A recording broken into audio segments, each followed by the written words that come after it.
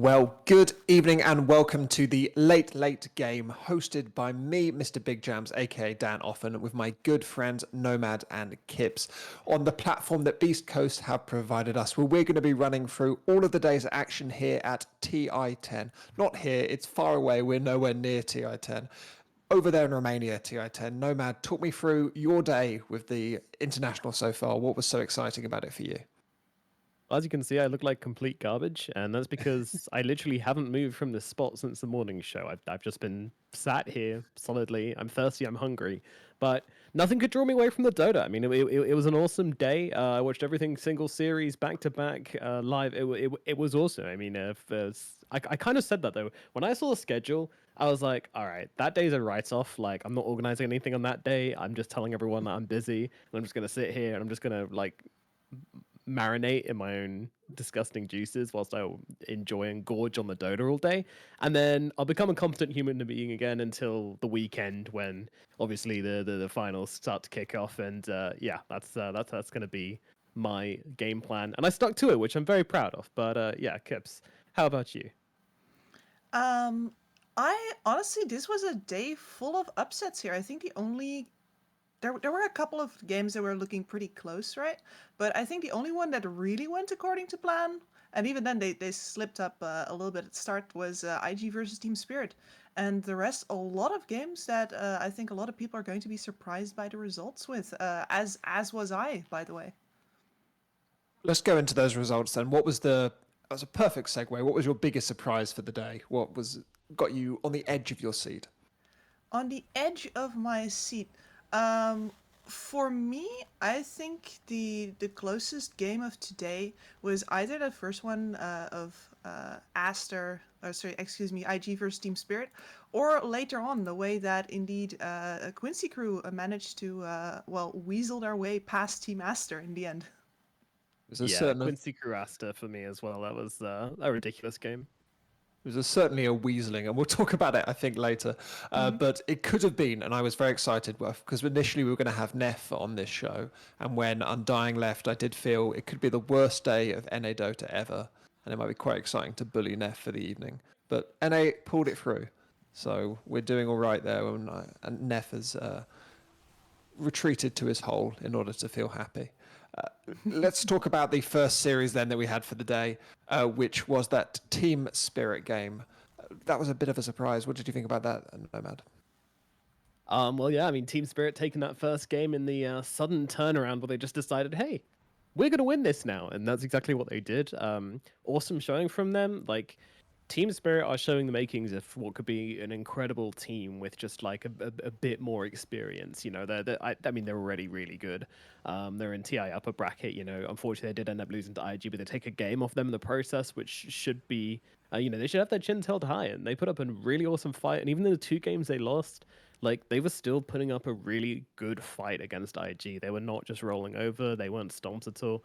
Actually, now I think about it, the third game was a little bit got a little bit brutal towards the end, but the second game was very, very close. But yeah, now I suddenly remember that third game was included about 10 minutes of just farming heroes around the map without Spectre Rags. But I don't know, That like third game was Spirit is brutal. such an exciting team. Yeah, the third game was brutal. Now I think back, let's stop talking about the third game. The first two games were awesome. It looked so bright in that first game as well, and it was so great to have Toronto Tokyo on his Invoker, which is such. I love a great Invoker player, and Toronto Tokyo is one of my favorite mids. I think he's really dynamic. Kind of, he goes around the map so quickly, and he's one of those players who always feels. I'm going to use a weird boxing analogy. He feels like Tyson Fury in that he's always kind of doing something strange, but seems to work. Are there any other highlights for you from Team Spirit as we see them drop to the lower bracket, Kips? Well, for me, honestly, the fact that here they managed to actually punish IG for being a little bit too, honestly, IG were taking it a little bit too lightly here. And that's what I was looking to see from these guys. You were just saying that Mio Toronto Tokyo is a player who does strange things. When I got to know this guy, he was running blind uphill with his Death Prophet ult on, convinced that there were heroes on the other side. And there always were. And I just love seeing him do that on the big stage. It's just that if you're playing up against IG, and I think you saw that in game 2, but also definitely in game 3. They saw all of that aggression. They were like, okay, fine, you want to run at us? You can come run at us. You can come past our towers, maybe a little bit further, and then get punished really, really hard.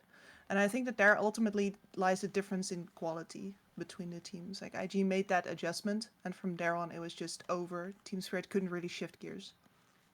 How old is Toronto Tokyo, by the way? Because he's one of the few players at the international who don't have their ages listed on Liquipedia. I think he's 20 or 21. He's extremely young as well. Extremely young. They're a young team as well, and I think IG are also a relatively young team, but we'll go into them in a second. But I think they can definitely take a lot of heart from doing pretty well against a very strong IG team and going into the lower bracket. What do you think? There's something anything you want them to build on there, Nomad? Team Spirit, kind of just tightening up. Like they have the team fighting set down. I feel like their lanes need to go a little bit better. And overall game plan, I mean that will come with time is a thing. It will come with time, but IG very very experienced across the board really. So yeah, I mean Team Spirit, I'm just looking forward to just watching them improve through this event and afterwards as well. Seeing what they can pull out down the line. In the next majors, next TI is going to be on us quicker than we realize, I reckon. And I can't wait to keep on following these guys because they've genuinely been one of the most exciting teams. And I want to mention that first game as well. I agree that Toronto Tokyo did have a good game, but he wasn't having a good game at the start. He kind of dropped the ball a bit, I feel, and missed a lot of opportunities to really start to take over the game. The person who and they started to get like very jittery and started to, feed a little bit. And the person who kind of brought them back together was Collapse. Like every single move he seemed to make in this series was like on point. He was making so many good calls. He didn't seem bothered about the fact that they were playing up a bracket TI. He seemed cool as a cucumber. Yeah, I mean, everyone always talks about him when they're talking about Team Spirit, but really just proved here that this guy is just ludicrously consistent. From the whole of the Eastern European qualifiers, Collapse was essentially the linchpin. I mean, obviously Toronto, Tokyo, and Yotoro and Mira and Morisa are good players, but Collapse feels very much like the linchpin of Team Spirit. When he has a good game, they always have a very, very good game. And it did feel like in games 2 and 3, IG recognised that a little bit and started to target him with bans. Would you agree with that, Kips? Yeah, absolutely. I think, especially in this tournament, we're getting to see, and I'll probably get back to that in several of the other teams upcoming here, but that what you need in order to do well at TI is that your hardest role, your offlaner, really, you need to have a really, really solid guy there. And in that regard, Collapse, especially his playmaking ability, is so integral to Team Spirit that when his Magnus started getting taken out, when you get these really targeted bans that you were talking about, yeah, they lose a little bit of that magic Team Spirit almost. Like Toronto Tokyo is a great player, but ultimately what they need is for Collapse to go in first. Well, let's move on then to the second series of the early part of the day, that best of 3 upper bracket match, which was Team Secret versus OG, which I think a lot of people were looking forward to. And it ended up being a good series, but a little bit of a bodying in game 2, certainly. Nomad, talk me through that series. What did people miss from it if they didn't get to watch it? A very, very close, exciting hype game number 1, which basically came down to OG being unable to cast their spells on Team Secret were like a bar of soap in the shower. If you grab that bar of soap very quickly, then it's still pretty dry and you can still kind of, get some purchase and wash yourself pretty easily. But if you go for the soap halfway through the shower, it's slipping around all over the place. Like it's bouncing off the walls. It's a mess. And you can't really use it properly unless you've got, very rough and strong hands, which unfortunately I do not. So that is kind of what Team Secret ended up getting. Like, they couldn't catch the Monkey King, they couldn't catch the Earthshaker, they couldn't catch the Morphling who had Nags was turning into the Earthshaker and also wave falling around all over the place. And then, of course, you had the Ember Spirit as well, who's just a naturally ridiculously mobile hero. And OG just didn't have the kind of lineup which could deal with that. Like, they've got Ursa, Tusk, Mars, all can be very easily kited. And I think that was their biggest problem in that game. It just kind of came down to just natural synergy and team spirit, which directly countered what OG's team lineup wanted to do. Game number 2, much more convincing for Team Secret. OG, they tried to throw in a bit of their magic. They tried to make some plays happen, but ultimately they just kind of lost the lanes too hard. And Team Secret with their Nisha Tinker are just terrifying to play against. I must say, I've never quite had that level of issue with Soap that you seem to. Oh. But he was a slippery old Just me. morphling. I want to go into that game too, Kips. That was a bodying, wasn't it? Is there any other way to describe it? No, I mean, there's a lot of words. Crushing, stomping. We've heard the word shellacking introduced, I think, a major ago. There's a lot of different words for what happened there. Um, Ultimately, for me, the story of the game is kind of what the difference between how these two teams use their Ursas, right?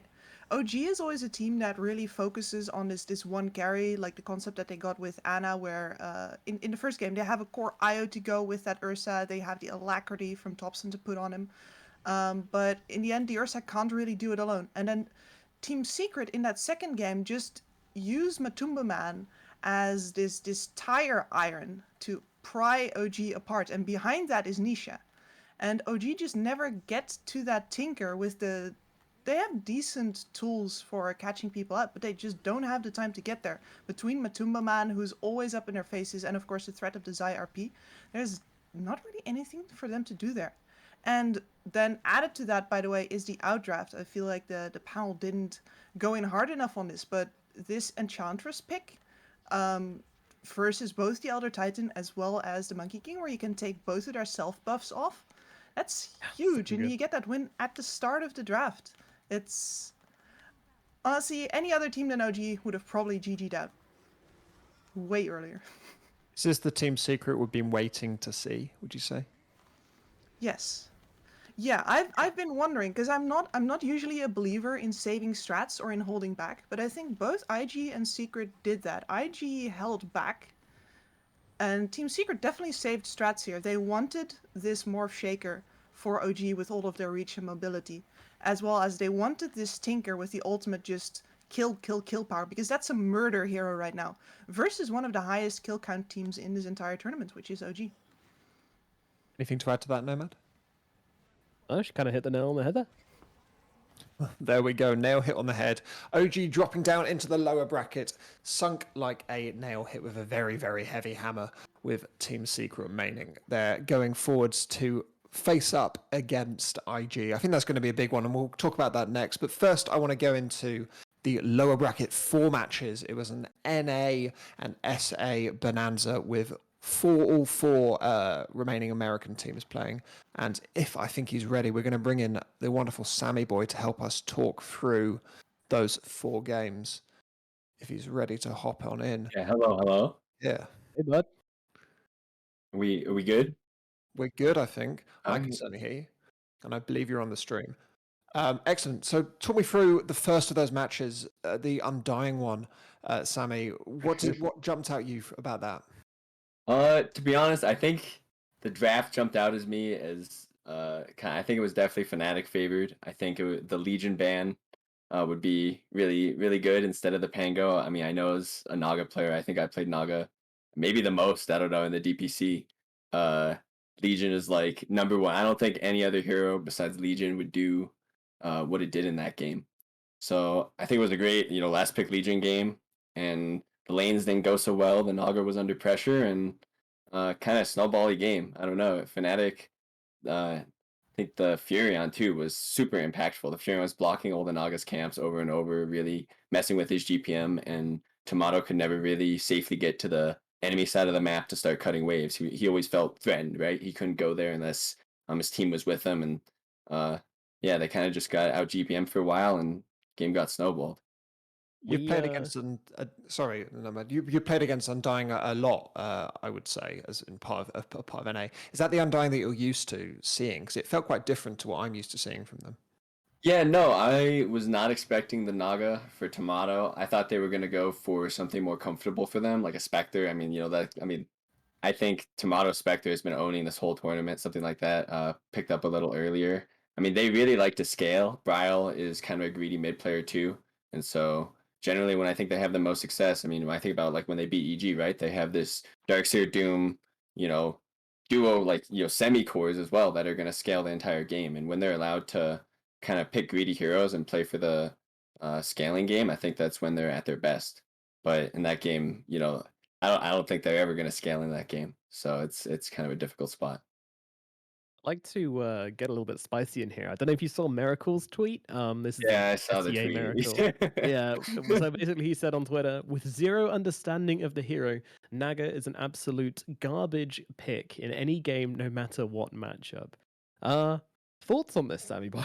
I mean, I don't think Tomato's a bad Naga player. I mean, he hasn't played it a lot. I mean, Miracle likes Naga versus Legion. I super hate that matchup. I think, it's really hard. I think, the Purge eliminates all threat you have with Ensnare. It makes it really hard to body up your own jungle, like wall up.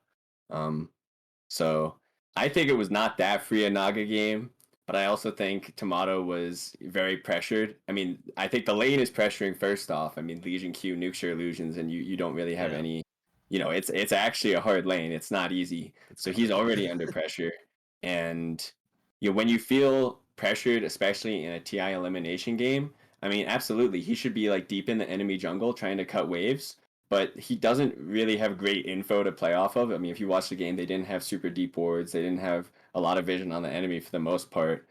And it's difficult when you're in that stressful of a situation to make those types of moves and be that aggressive.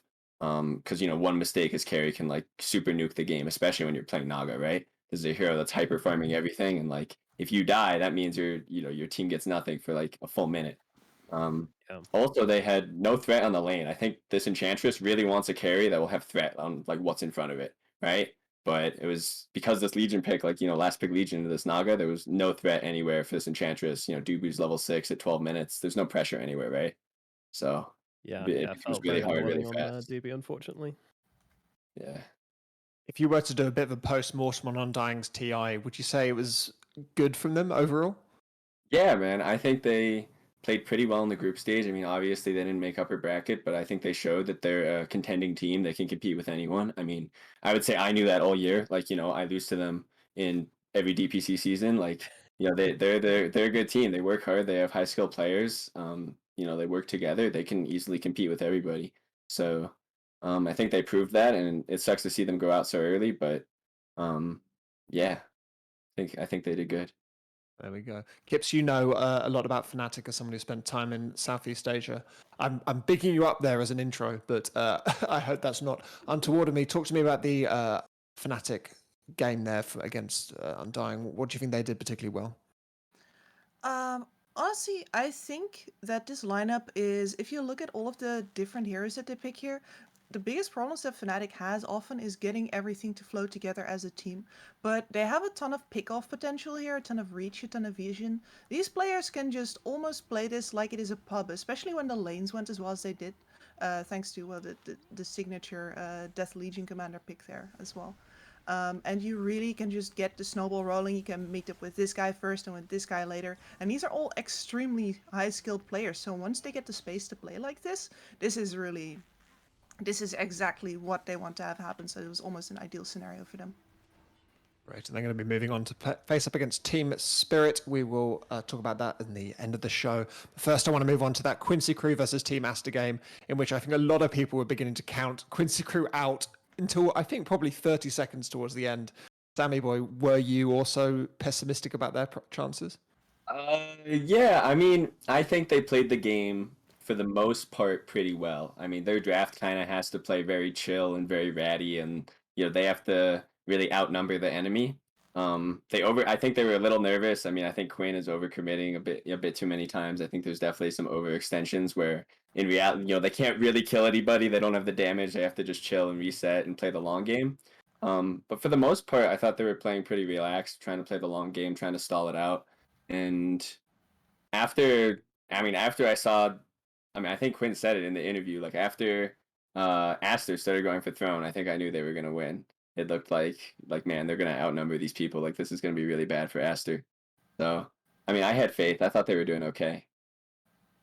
A bit of analysis I've heard quite a lot, kind of across the internet and various places, that Quincy, having dominated the NA region and against you guys quite a lot, you were coming up against them very, very frequently. They feel they were more comfortable in those games, and now they seem somewhat unrattled playing against a higher level of competition. Is that something you agree with, or do you think that's unfair? I mean, I don't think it's totally unfair. I think, I mean, a LAN setting is really different. I mean, I know, I mean, I haven't played at a LAN since before COVID, right? Like, we're playing all online leagues, and I think there's less pressure, and it's a different environment, to play on LAN versus playing online, like on Discord with people. Um, I think they have definitely been, I mean, nervous might not be the right word, but I think they have the game plan. I think they're trying to play smart. I think they are pretty good at playing the map and warding. They just kind of rush themselves a little bit. I mean, on a lot of the group stage games, especially to start out with, they would be up 3-4K. Their laning is really strong. I mean, NA Classic laning, it's really good. They win all their lanes, and then they take, an enemy tier one, and then they smoke to their safe lane and get team wiped or something, right? And if they just chill, take their 3K, 4K advantage, and play out the map for the, play it slow, I think EG is like, stereotypical does that every game. They'll take their 3, 4K and then just play it out. I think if Quincy are a little more patient in playing out their like early to mid game, um, it'll help them a lot. And yeah, I think it's just LAN. It's being on LAN. It's a different environment. So yeah. You agree with that, Nomad? Um, yeah, I've played a lot of online and a lot of on LAN, so I know the difference, right? No, but I mean it's obviously makes a huge difference, and yeah, I mean Aster just kind of I do feel bad for the crew because obviously I've been following them all year, and I think they've been victim of some pretty crap circumstances, some of which admittedly were kind of self-brought on, but we'll leave that as it is. Shit happens, but yeah, a really rough year for them and ends in a pretty terrible way. I'm fully expecting Aster and Elephant to possibly maybe not disband. Elephant will disband, I'm pretty sure. I'm expecting Aster to maybe do some pruning, drop a few players here and there. I can't say who for certain, but yeah, very much expecting that. But yeah, I mean, sick game from Quincy Crew and definitely Leslau as well, who pretty much, I mean, I don't want to say he put the game on his shoulders, because when you draft a core Nature's Prophet, the game automatically comes on your shoulders, right? So you kind of make the game about yourself when you do that. But I mean, Ti best of one elimination. He said, "Fuck it, let's go," and he delivered. So full respect to Laszlo, man. Like what a performance from him. That was insane. Leslau has been a proper mainstay now for quite some time with a number of teams. I think he's one of those people who come into any team and seems to improve them immeasurably. Talk to me a little bit about playing against him, Sammy. Is he always Yeah. impressed with you? Yeah, no, absolutely. I think he's very consistent. He does very similar things every game. He plays the game in a way that is, naturally consistent. I mean, I think some players will do things that are less consistent. They'll take like, different percentage plays, right? Or they'll, be in different spots trying to do different things. But um, Lelis plays in a very consistent way, which I think for off lane is generally like really good, right? He's like the rock of the team, and he makes sure that they have a consistent game, opens up the supports to go play for Quinn. I mean, I think Quincy, I mean, I think Lelis enables a lot of what Quincy's able to do in playing around the mid lane, making sure that they have both subs on the rune, really trying to abuse these spirit heroes for Quinn. And a lot of it starts with Lelis being able to play like a really wide variety of offlaners that can be left alone, and he can play on his own and really, make his own thing happen. So yeah, it really gives MSS freedom too. Definitely Any really, final really thoughts on the annoying to matchup? play against. I don't know. I've been impressed with Chinese Dota. I think Aster are a solid team. I thought they had a solid draft too. I mean, it was a really close game. I mean, Quincy barely, snuck that one out. I think if Aster didn't go for throne there and played it more chill, they probably win the game. So, again, it's one of those things where I think Aster might be the best team that went out in the first four, outside of like the Thunder Predator and SG. But yeah, I think they were a really good team, and they went out. And if they didn't play Quincy, I think Quincy was also like one of the better teams in the bottom four. So I think it was a really Yeah. good matchup. I know you're quite a big Asta fan, Kips. Were you disappointed to see them go out like that? Disappointed but not surprised. I mean, I've been saying this to you throughout the season, right? During our our podcast adventures, that Aster is the best team in China, and I mean, in China they had exactly the same feelings. It's like Team Aster, they were always good online, and then just so questionable on LAN. And honestly, I think they've had a lot of bad luck, but they've also definitely had a lot of opportunities to show themselves. And this was just once again not quite it. And it's sad, but I think a lot of these players are going to do better in different environments in the end. So yeah, I am expecting and a little bit rooting for the breakup. Sorry, guys. Yeah, gotta be said. It's going to be happening. There'll be a big China shuffle, and we're going to talk about Elephant next, who I imagine will be a big part of that. But before then, this is the Beast Coast show, and we can't leave it without talking about the somewhat clowny Beast Coast loss against. How clowny? Everyone rate it out of 10. Nomad, you go 10, first. How clowny would you say that game 10 out of was? 10. The game was that game was, yeah, I'm just gonna say 10 and let the other guys kind of maybe diffuse the blow a bit. What do you guys think? 9, 8.5. I mean, I coached TNC, I coached Vegas Squadron, I coached Complexity. I've seen some very clown games from the inside. But this was definitely up there. I still don't quite know what to say about this one, other than like even if Beast Coast do better here, I think it's still going to be rough. But Alliance could have also still done worse. It's weird. It feels like neither of these teams really played to what they could have done or to their absolute worst. It was all over the place. I know what you mean. Do you agree with that, Sammy? Yeah, that one was a real clown show. I don't know. That's up there. That's an 8, 9, maybe 10. It was pretty clowny. Like the Beast Coast early game was super super clowny. I don't know what they're doing. My favorite couldn't- part was definitely the Knicks play. 10 out of 10 Yeah, on the Knicks play. the Schofield tried to bait ET under the tower and just like dying, like standing there. I don't know. And then Alliance plays like such a weird mid game, and they kind of do that consistently. I don't have very much faith in Alliance. Like every mid game, they just get to some point where they should be way stronger, and they kind of just sit there, and like nothing happens, and Hector's just farming, and I don't know. This kill score is crazy. That was certainly a thinker. I don't know. So, as a pro player, I've been asking around for analyses on that Knicks play. Is there any? What would be your explanation? As charitable as you can be. He wants the ET to walk in a tower, and then he's gonna hit him last time. He's gonna walk in a tower range. He's gonna turn and stun him. He's gonna press his salve during the stun, and then he's gonna create a situation where he walks back to base and ET walks back to base at low HP, right? Mhm. But when he messes that up, he just looks like super stupid. I mean, because you're just like standing there getting hit, trying to bait this guy under tower, and then he just hits you and you're dead. And you're like, what are you doing? Like, I mean, but the goal is to get him to like walk in tower, get stunned, and then he's not gonna kill him, but like it'll cause ET to be low resources and like walk back to base, and Schofield will walk back to base, and he's really close to base, so he'll walk back and then TP to a lane. So. What was the cherry on the cake for me for that bit though was that he had so long to back out of that play. Like it was a good like kind of 10 seconds of being like, come on, and getting hit, and he had so long to change his mind, but he was committed. And you know what? I respect that. He's really going for it, that's for sure. Full send, baby. Definitely respectable. There was. I want to talk about that weird Alliance mid game as well. You alluded to. We spoke about this earlier this morning.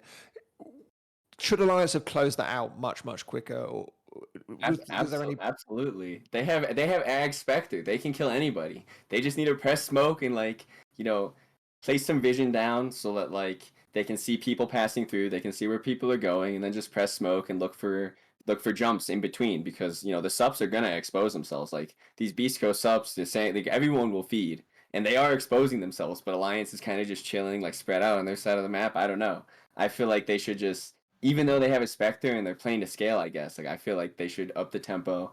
They had their BKB on Lina at like 16 minutes. I don't see why they can't just go smoke, find a pick, wait, chill out, wait a minute, press another smoke, go find another pick off, and then eventually you'll get Roche off that, right? All you need is eventually when you're constantly invading with these pickoffs, you're gonna get deep vision, right?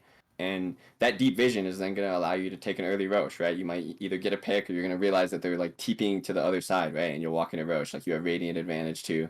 I don't know, you have a Lena who's jacked who can take Roche super easily. Like this game should I mean, I don't know. I've been watching Alliance all like in every DPC, and I feel like I have no faith in their captaining in the mid game. I mean, like I'm Yeah. not a TI, so like who am I to talk? But their mid game is definitely really weird and very just No, no, passive. I don't know I what's know what you happening. mean for sure.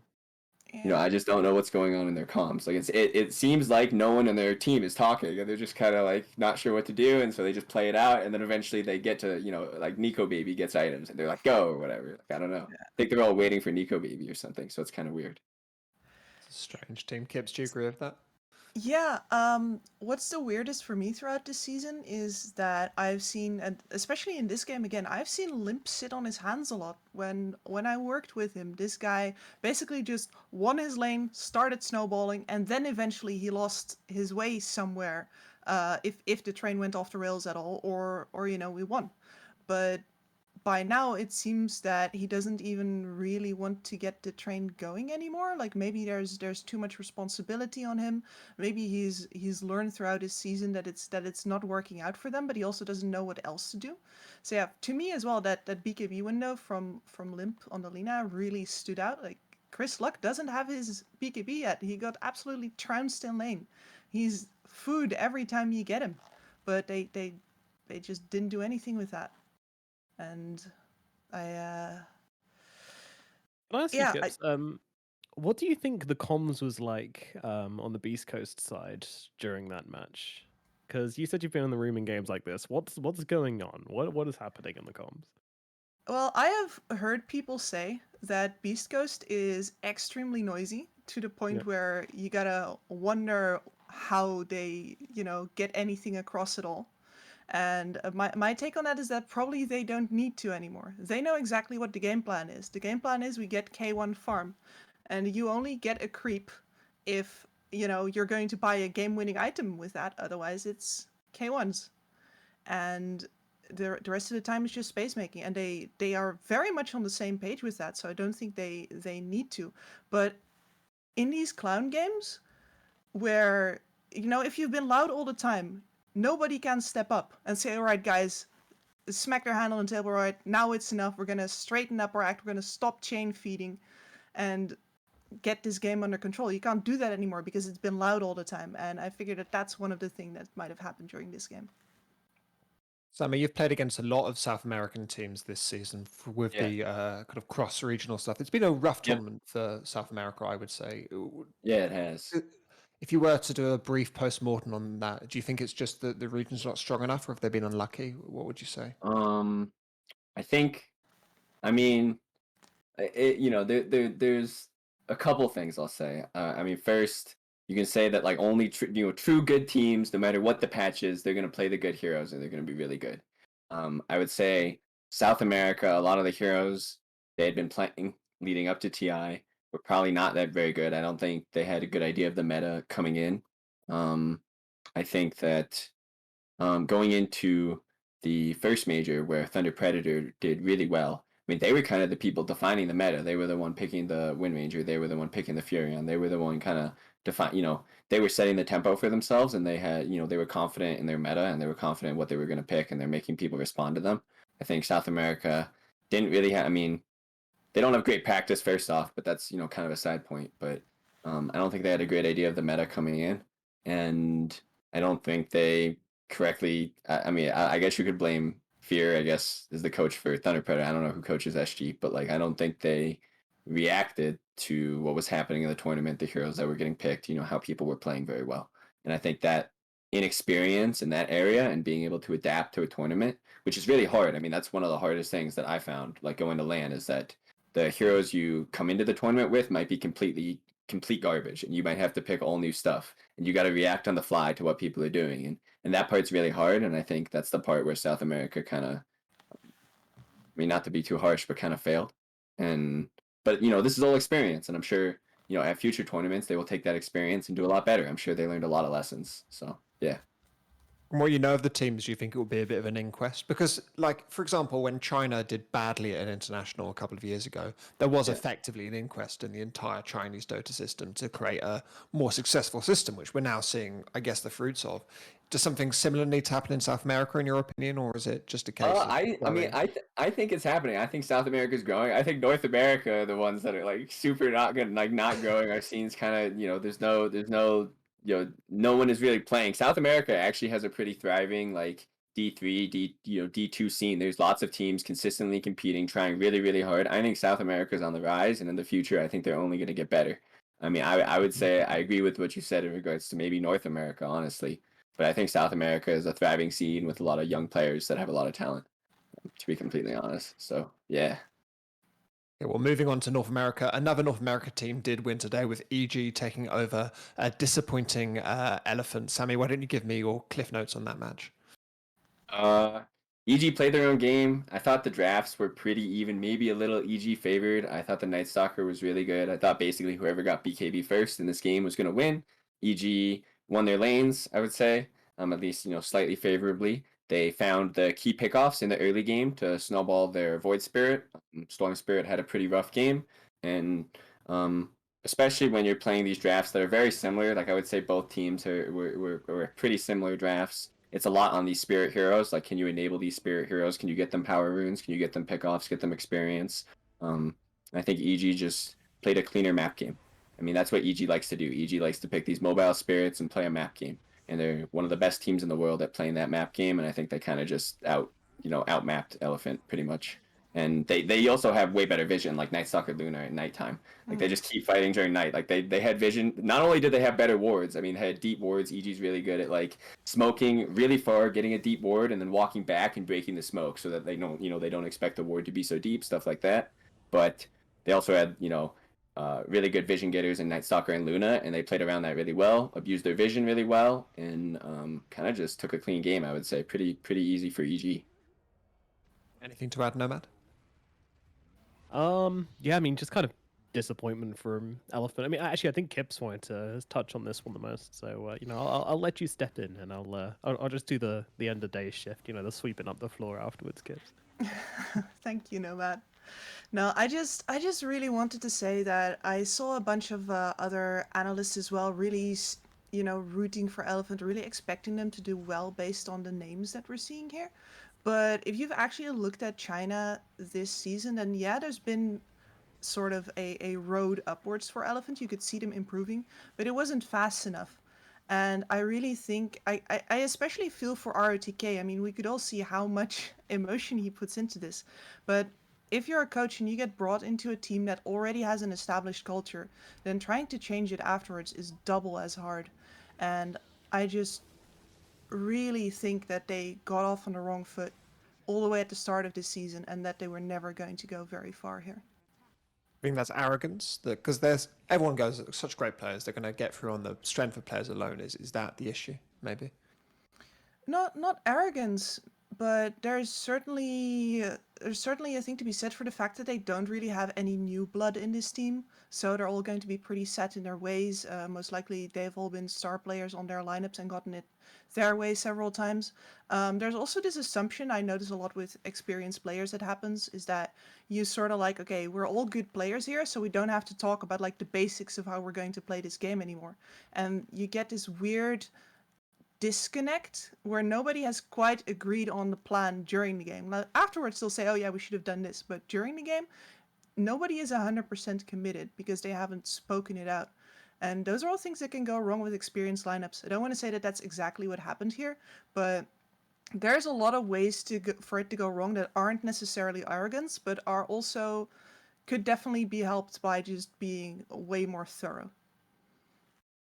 Were you excited about Elephant, Sammyboy? Because there must be players in that team that you've looked up to as a Yeah, player no, I yourself. mean, I was an LGB or LGD fanboy. I mean, I was a big Ame fan, but so I guess he's still there. But I like Somnus. I like Baby a lot. I think it was it's kind of sad to see how talented that team is and how I mean, like Kip said, it's like they don't really truly play as a team. I think they play kind of disorganized, I would say.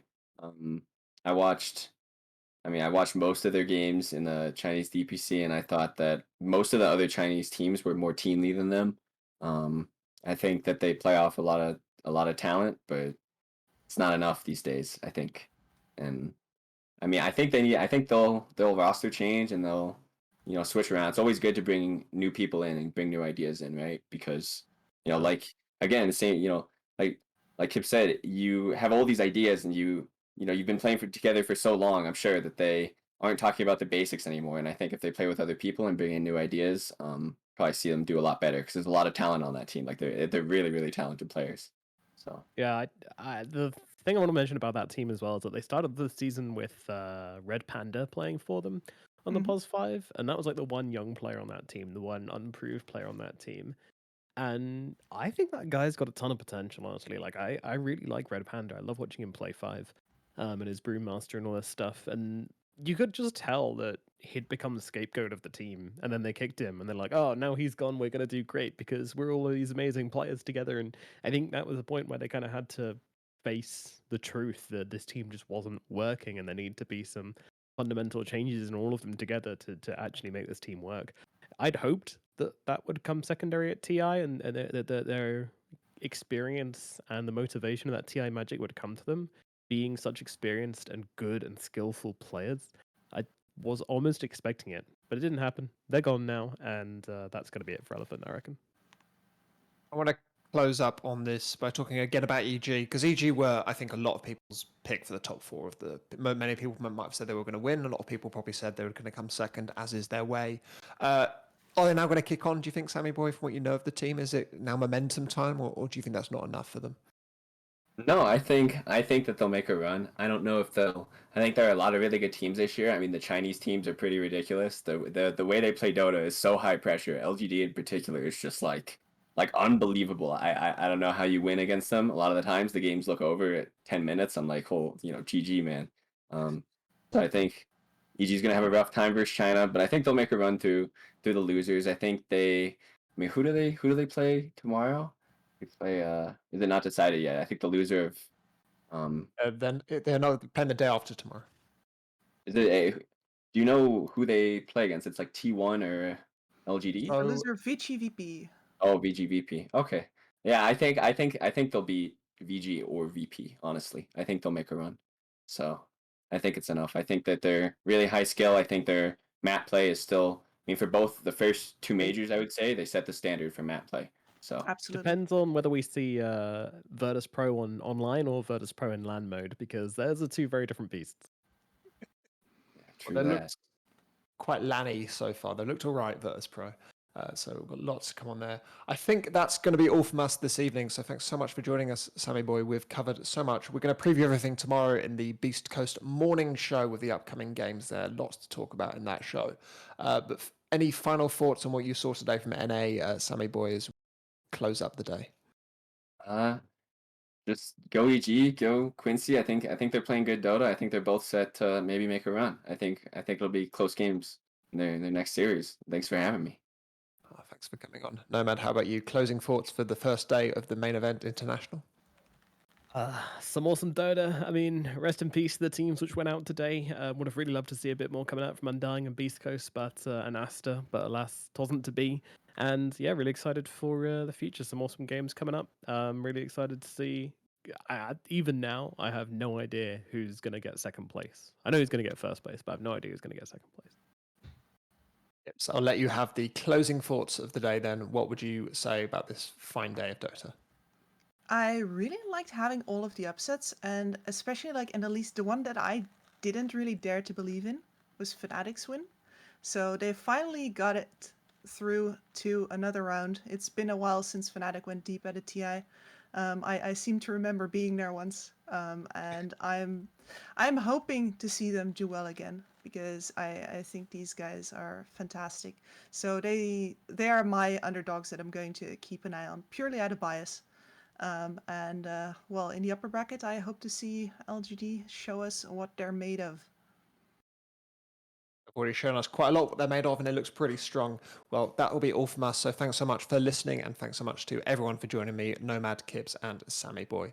We'll see you tomorrow at the same time in the evening and much, much earlier in the morning. But thanks and